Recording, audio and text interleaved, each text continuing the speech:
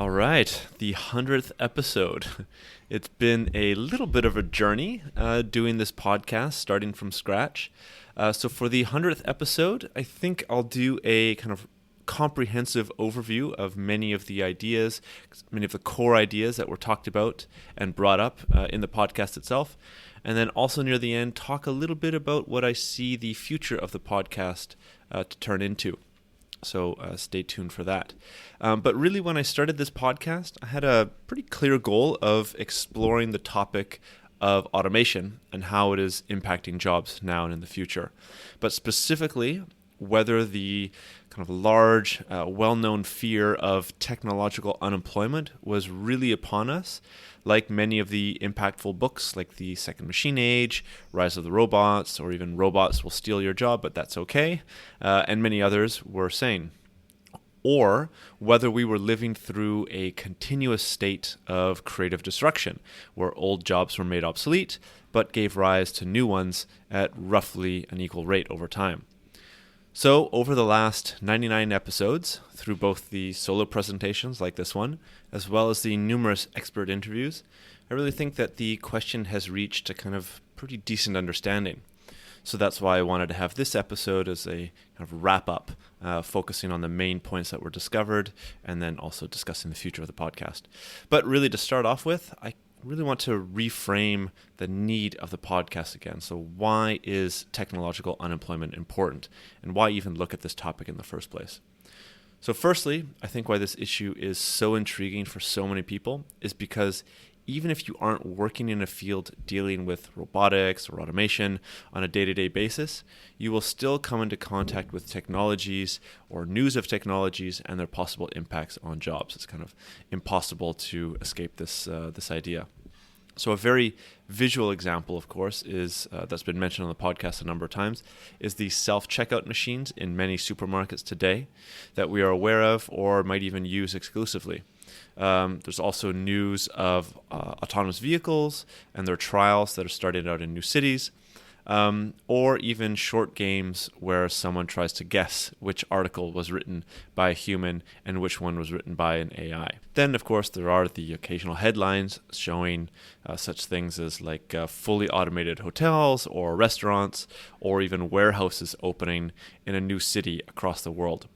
So I guess you can say these kind of small puzzle pieces create a picture of a looming, unknown future in our minds, where we really start to see that human labor might be replaced by robotic machines or digital systems in general. So secondly, when considering future scenarios with job automation, I think there's a lot of fear that lies in the fact that modern technologies such as robotics, AI, autonomous vehicles, drones, IoT, etc., will be able to do many of the physical, but also the cognitive tasks that most human workers do today. So this can effectively cause an impact on the service sector greater than what happened with agriculture over the last 100 years, which now only employs some 3 to 5% of the labor force compared to 50% or even over that it used to.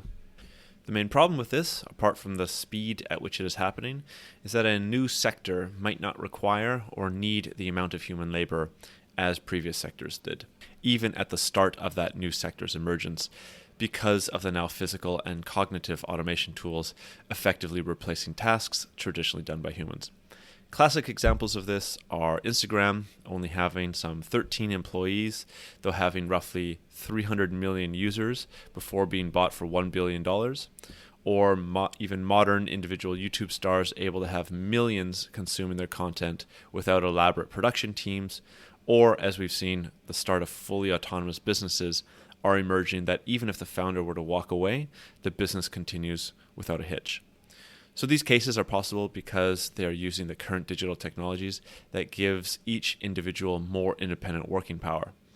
This can be compared to the examples such as the Ford Motor Company, which employed over 100,000 workers at their flagship factory, the Rouge, in 1929, which produced about 4,000 cars a day, or today's largest news broadcaster, the BBC, with 35,000 employees. So These are lopsided examples, of course, but I think that they show a clear departure from the historical intensive labor requirements of agriculture, manufacturing, and service industries, which make up the bulk of where humans are working. In other words, through new digital technologies, smaller and smaller numbers of people are enabled to generate massive impact, whereas it would previously have taken an army of people to generate a similar impact. So we have two trends that seem to be merging today to add fuel to technological unemployment: automation of physical and mental or cognitive tasks, along with fewer people required to generate large impact. But is this happening in only specific industries, or is it more widespread? So when we talk about automation, I think we typically think of a few main industries like manufacturing, agriculture, and maybe transportation, which I really think limits the potential vision that somebody could have of the impact that automation might have across technology. But this podcast has really explored numerous industries, some of which even I wasn't aware of were actually being significantly impacted by these automation technologies. And because of this, we've been given a clear understanding of how widespread automation runs through our civilization.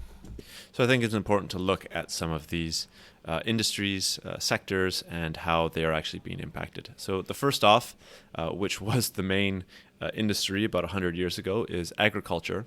And we really see that vertical farming is enabling fully automated indoor agriculture that can be precisely monitored and can generate new insights into optimal plant growth and other aspects that are important for agriculture.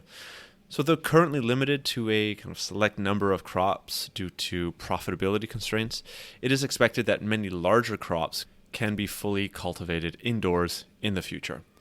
So though agriculture has already been highly mechanized over the last 100 years, new fully autonomous robot harvesters, weed killers, and drone monitors are enabling new levels of efficiency and further easing the work for farmers.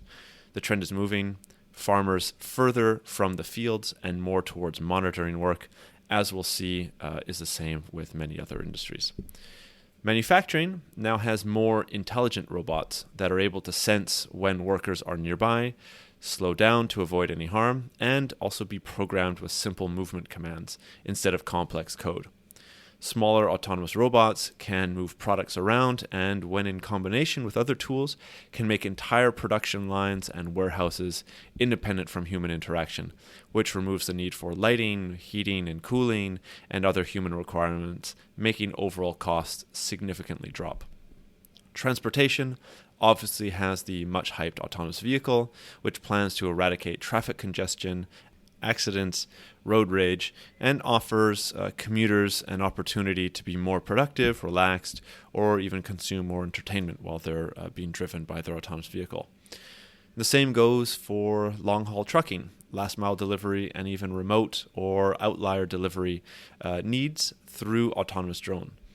Connected to transportation are, of course, the new city designs that we see being planned in places like Toyota's Woven City, which will include fully autonomous transportation, service robots, and AI management systems to create kind of a true smart city for the future, while we also have the kind of refurbishment, if you want to use that term, of the cities of today, having kind of a smart level embedded into them for various data gathering actions such as monitoring traffic flows or seeing what kind of management improvements can be made, such as like garbage or recycling, etc.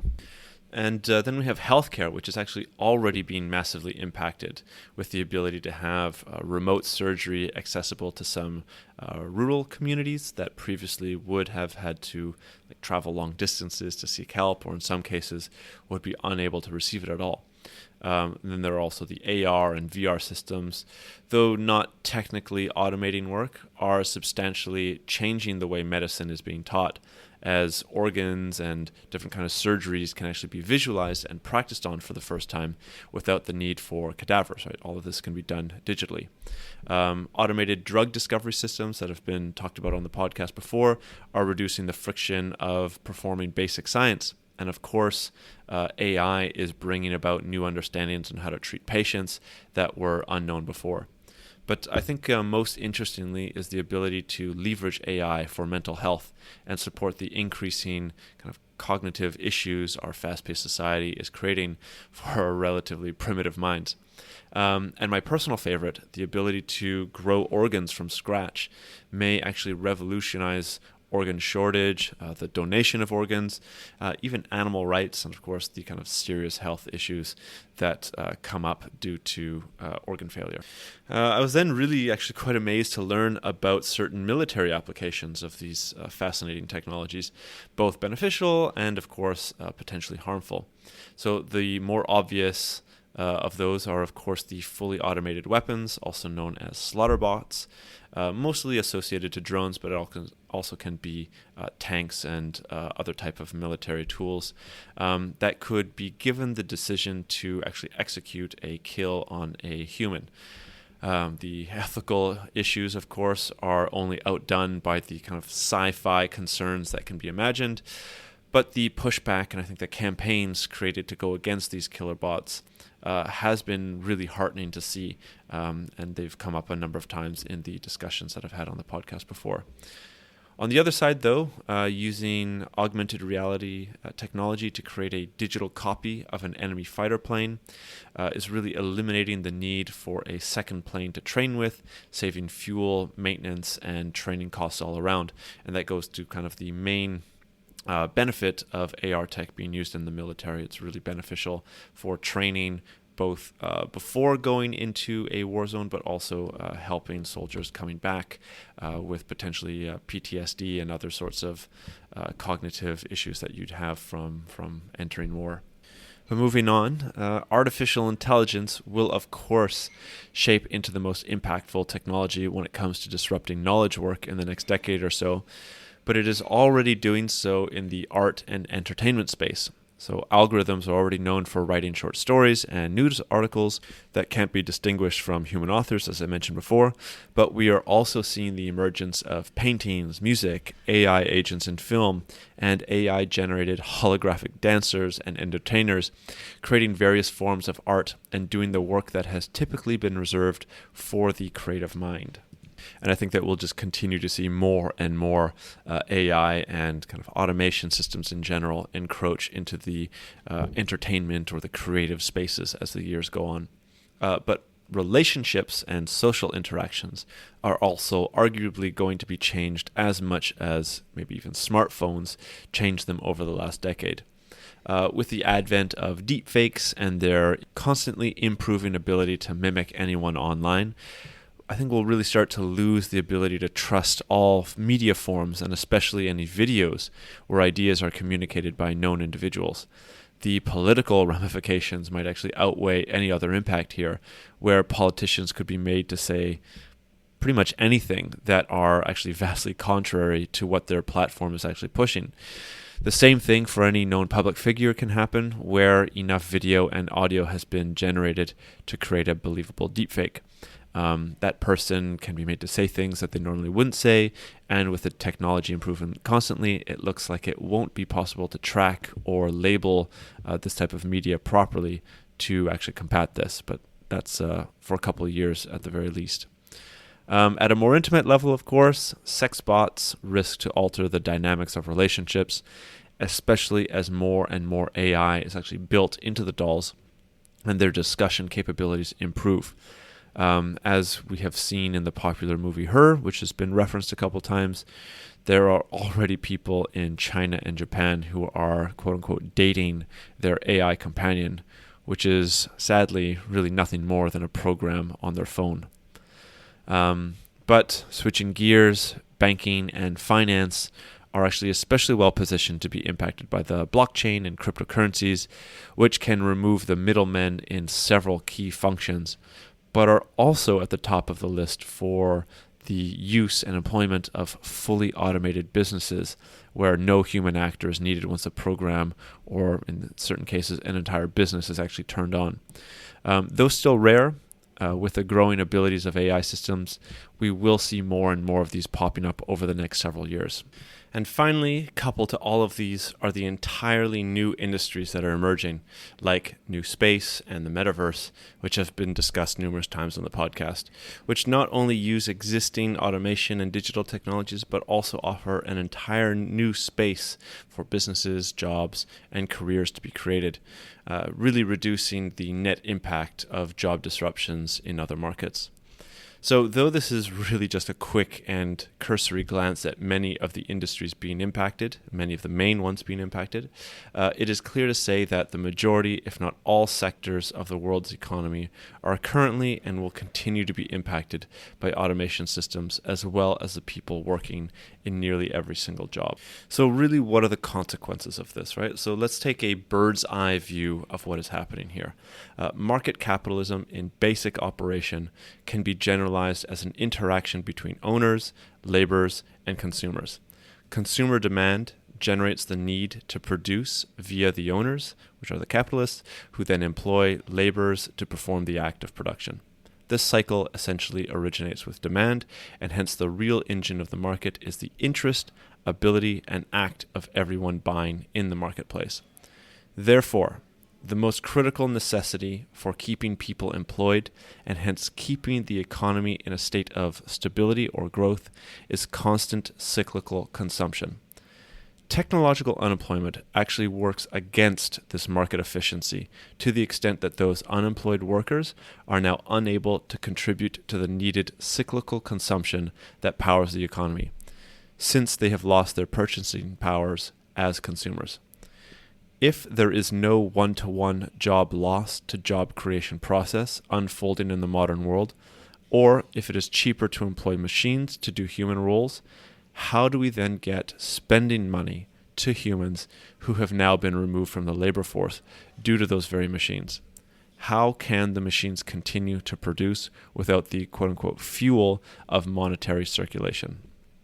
Thus, technological unemployment might just be the most profound phenomenon, as it really reveals a kind of clash of system functions where, if left unattended, would grind the global market system to a halt. So that is kind of the direct systemic issue when it comes to technological unemployment. But there is also another serious indirect concern that comes about with automation, and it deals with systemic fragility, which I've talked about before. And this is the hidden fragility of complex systems, as alluded to by James P. Crutchfield in his 2009 article of the same name, which I've talked about before and even written about. Essentially, the more sophisticated and interlocking a system becomes, the more points there are that can be co-opted, which leads to vulnerability for the entire system. In kind of a Nostradamus-like manner, Crutchfield actually pointed to our public health system becoming fragile due to intercontinental travel, essentially interlinking our planet together, enabling a distant, potentially virulent disease to backpack on these connections and threaten the system. So he was actually using the H1N1 virus as an example, but it is of course very clear that the current pandemic fits the prediction much better here. So COVID-19 is perhaps a perfect example, as we saw the majority of the world grind to a halt in a matter of weeks once the virus escaped Wuhan. And this is the essential point. An increase in sophistication or complexity leads to an increased possibility of not just a part of the system, but the entire system to be taken down. Crutchfield explains that this may be a fundamental aspect of human-built systems, that our inability to see all the possible variables irrevocably leads to a system that is fragile.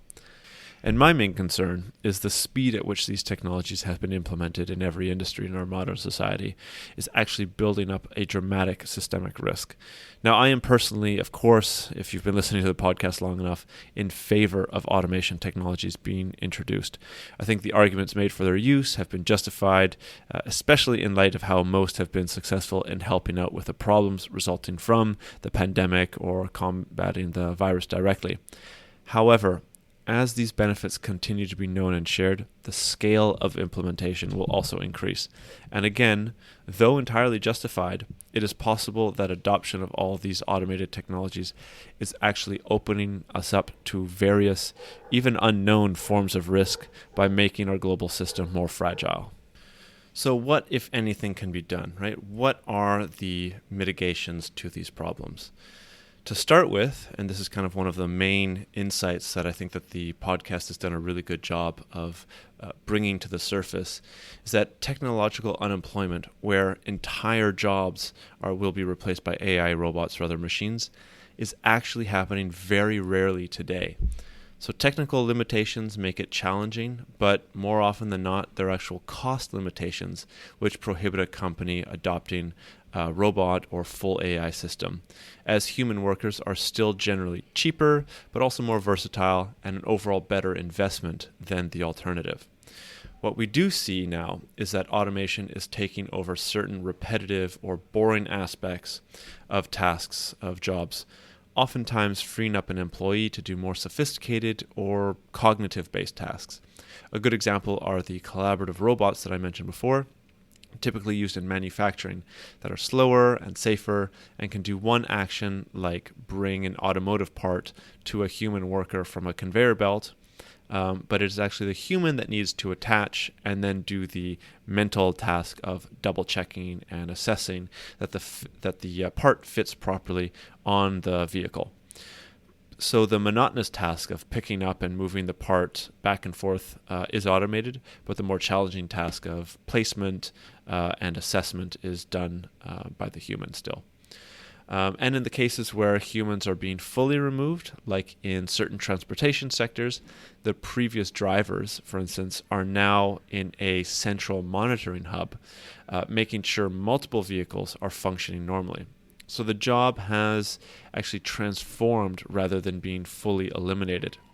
However, that being said, all trends point to the technologies improving dramatically in the short term, and it's expected that this current situation will actually change to having humans being fully replaced in greater and greater numbers, especially when it comes to AI encroaching on the cognitive work that a substantial part of the population of workers are doing today. But the initial positions that will be taken are actually where there's already a labor shortage. So as culture has shifted and given more preference to kind of white-collar work, industries like manufacturing, agriculture, construction, etc., are actually facing continuous labor issues due to an aging workforce and little interest from possible younger replacements. As such, automation makes perfect financial sense in these situations, something that we actually saw a boost of during the lockdowns when human employees were forced out of their work environments. So as we are currently seeing repetitive and predictable tasks of jobs being automated, rather than full jobs themselves, there is a shift in work that is moving towards more monitoring or assessing type work, and work that is actually more based on empathy or social interactions. The McKinsey Global Institute actually has a number of reports on the topic and explains this specifically. Workers of the future will spend more time on activities that machines are less capable of, such as managing people, applying expertise, and communicating with others. They will spend less time on predictable physical activities and on collecting and processing data, where machines already exceed human performance. The skills and capabilities required will also shift, requiring more social and emotional skills and more advanced cognitive capabilities, such as logical reasoning and creativity. But this is a little bit different than what was taught in our current education systems, and it is why the current solution is to employ a mindset of continuous learning and a strategy of starting and funding reskilling centers that give access, knowledge, skills, and new opportunities to displaced workers and workers that need to change the work they do in order to stay relevant at jobs that they've already been doing for years. Kind of a fun fact here is it's actually claimed that the half-life of modern skills is only about 5 years now, and that might actually change to a smaller segment in the future. So I really don't want to downplay the challenge of this, however. and am fully aware of how hard it might be for especially more experienced workers who have been doing the same tasks for years or perhaps even decades to suddenly be expected to shift how and what they do. But this is the consequence of technological disruption that is currently underway. And I really think that the more cultures that adopt this mindset, the less friction can be experienced in this transformation, at least in the short and medium term. But what about farther down in the future? When we start to see more advanced AI systems, cheaper and more capable robotics, fully autonomous vehicles, etc. What happens when technological unemployment arrives and impacts not just job tasks, but entire jobs that can be done by these automation technologies? So this podcast has covered numerous times the more well-known solution of a universal basic income as a solution or fix to large-scale unemployment. Though I completely agree on the ethical benefit it could provide, even today, to the poor and struggling populations, I think there has been a really relevant concern or warning made around the reliance on central government entities for people's lifestyle and even survival. And this should always be considered when issues of UBI are put forward. There's also the idea of a robot tax as an attempt to slow the technological disruptions long enough to make the necessary kind of legislative and cultural shifts, and even various policies that attempt to mitigate the impact in some partial way, like mandated employment, government job creation, job sharing, different kinds of incentives, etc., though none really offer a comprehensive nor long-term solution. There are also less well-known solutions that go for more complex and really overarching transformations of our economy and society, like the moneyless, resource-based economy as advocated by the Venus Project that really builds off of Buckminster Fuller's idea of Spaceship Earth. I'll purposely be a little bit vague here on the topic, as it can easily take up several podcast episodes in and of itself. But if you're curious about a kind of a holistic and really visionary solution to technological unemployment and several other socioeconomic issues of our modern world, I highly recommend you check it out. Though perhaps at some point in the future, I'll dedicate a future series of episodes on it. So though feasible on paper, the kind of massive cognitive, economic, and value shift that is required is beyond daunting. And many have argued that only through kind of a substantial system shock, like that which runaway technological unemployment might bring, can a system like this be seen as a viable alternative. But this is a high-tech solution. There are also low-tech alternatives that really rub elbows with, I'd say, Luddite-like ideas, like the degrowth movement or various alternative currency systems. But many of these appear to be more isolated pockets rather than something that can be adopted by our entire global system. And finally, there are the more fanciful and perhaps even dystopian views of transhumanism or a man-machine merger, where most economic and social interactions could end up in the metaverse, where human labor activity is nearly fully disconnected from the real world of today. But with the recent pushback against Facebook's transition and new focus on the metaverse, perhaps that possible future has been stalled, at least for the time being. So to wrap up and to reconnect to the initial reason for this podcast to happen, the concern is that if or when technological unemployment happens at a large enough scale, massive social and economic shifts are bound to follow. As this podcast has explored, currently this isn't really the case, but it is expected that creative destruction will be tipped in the favor of more jobs being destroyed than created, especially I think that when we get better and better AI systems supported with more capable and cheaper robot and machine systems.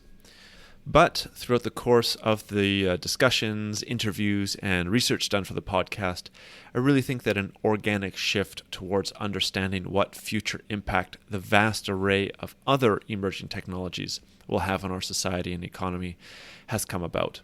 So besides automation, there are, of course, several significant technological trends like brain-machine interface, biotech, cybersecurity, digital finance, the metaverse, transhumanism, military tech, AI, etc., etc., etc. I've been reading, listening, and talking about many of these outside of the podcast and think that this platform is actually an excellent opportunity to dive deeper into the different futures that many of these fascinating technologies can bring about as they reshape significant parts of our world. So, with that said, I'll be taking a few months off to rebrand and set up this kind of new format of the podcast and come back in the fall with new and different content, more focused on future technologies and their impact on society, businesses, and us. So thanks for listening to the Automated Podcast so far. Enjoy your summer, and looking forward to sharing these new ideas and conversations about technology and the future in a couple months' time.